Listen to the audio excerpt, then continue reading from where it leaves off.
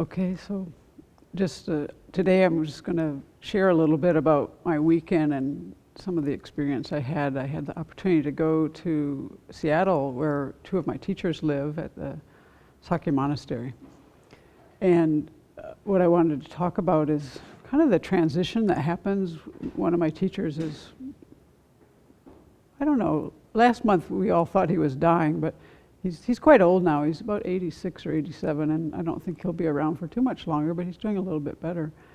But in the Tibetan tradition, they have different practices that they do, and a great teacher, when a great teacher is not well. So in the Tibetan tradition, there's 4 main schools, and one of them is the smallest one is the Sakya tradition. And so at this gathering, the head of the Sakya tradition was there, Sakya Treason, as well as his wife and his sister, who's a very amazing teacher, Jetsuma.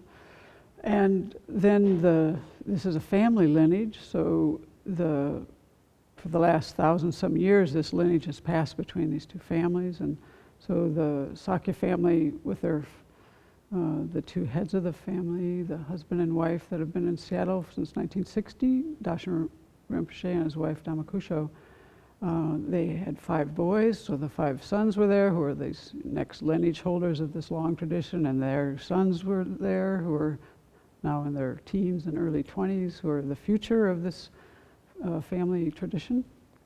And so you had almost all of the lineage holders there. And so the whole experience of this weekend I want to share first, and then kind of like the lessons. Mostly for me were emotional lessons, I guess. So everyone came together to make prayers for Dagchen Rinpoche, who we, were worried about, and his body's not, going to be here much longer.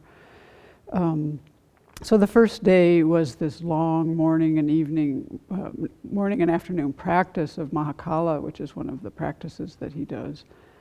And the next day was a teaching by Sakya Treason, and then yesterday was this morning of these 2, it was really blended into one, of these 2 practices that I don't know much about, but they involved making mandala offerings, these big, extravagant mandala offerings. And what it turned into for me was, a lot of the times during the weekend, was this great way of all these people coming together to make prayers for the long life of this teacher and all of our teachers who have meant so much to us. And at the same time, I felt like a lot of us were experiencing a fair amount of grief and also a fair amount of hope. A couple times I found myself tearful, and I sometimes couldn't know if it was joy or sadness. It was such a blend. So it was helpful for me just to be in that environment personally. And also to be around people who have been very touched by these people in their lives, and all of us creating all this merit together. And it got a little, when you make mandala offerings, the way they do it there, it's like this procession. First it's one group, then another group, then another group. But this room was just packed full of people. There were so many people, they were just like, it was everybody squeezed in. But eventually what happened out of this kind of spontaneously was everyone in this room ended up making offerings to Dagchen Rinpoche, and then everyone in the next mandala offering made offerings to Sakya Treason. And so it was just kind of a little bit of pandemonium at some time. But I found the whole thing really helpful because we were also, I think everyone was just so moved to be there.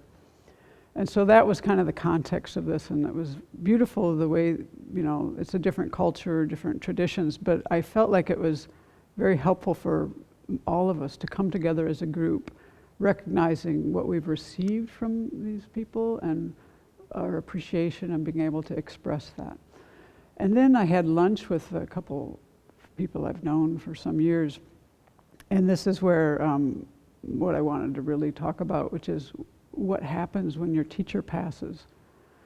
And I feel like we're being so well prepared here, and that the way Venerable Children teaches us keeps our feet solidly on the ground, so that at all times we're aware that you know, that line from when the Buddha, and His Holiness says this a lot, His Holiness the Dalai Lama, that the Buddha can't take away your suffering.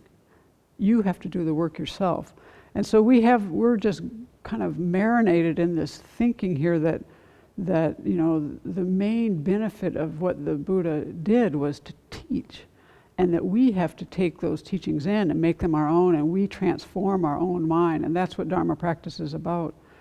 But then in the midst of all of this, you have all the cultural things and people's understanding of things. And so one of the people I went out to lunch with was, I was a little concerned about some of my friends there when Darshan Rinpoche passes. I'm a little concerned how some of them will do.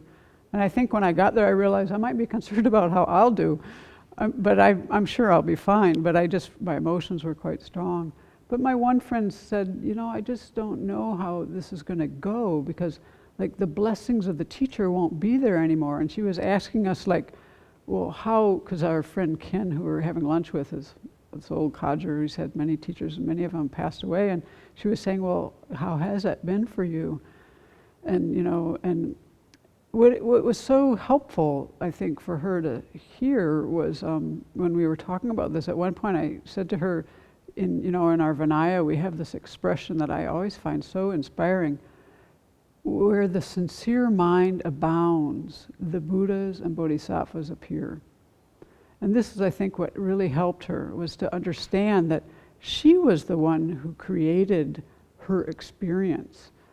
You know, the teachers are these amazing beings and they can do so many things, but you know, when the Buddha first became enlightened, the first person he met, I've always remembered that, was this guy who was like I always think of it in a modern context. If somebody was walking down the road and some great jazz saxophone player walked by, I can't remember the guy's name now, it's been so years since I've listened to music, but I used to have somebody in mind, and like that was very famous.